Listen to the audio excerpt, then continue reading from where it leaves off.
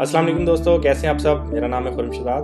हम आज बात करेंगे अपनी वेबसाइट के बैकअप के बारे में। इस वक्त कंट्रोल पैनल हम यूज़ कर रहे हैं डायरेक्ट एडमिन। मैं आज आपको बताऊंगा कि हम अपनी वेबसाइट का बैकअप कैसे क्रिएट कर सकते हैं और उसको रिस्टोरेशन कैसे कर सकते हैं और उसको डाउनलोड कैसे कर सकते हैं। सबसे पहले अपना कंट्रोल पैनल लॉगिन करें, क्रिएट बैकअप एंड रिस्टोर में आ जाएं।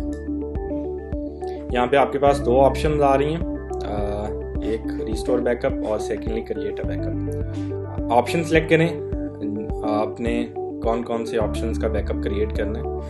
बाय डिफॉल्ट ऑल को चेक रहने दें और क्रिएट बैकअप पे क्लिक कर दें।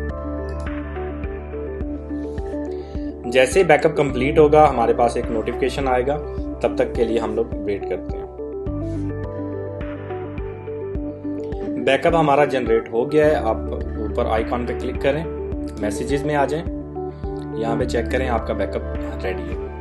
अब अगर हम इस बैकअप को डाउनलोड करना चाहते हैं तो कैसे कर सकते हैं। वापस आएं, डैशबोर्ड के ऊपर फाइल मैनेजर,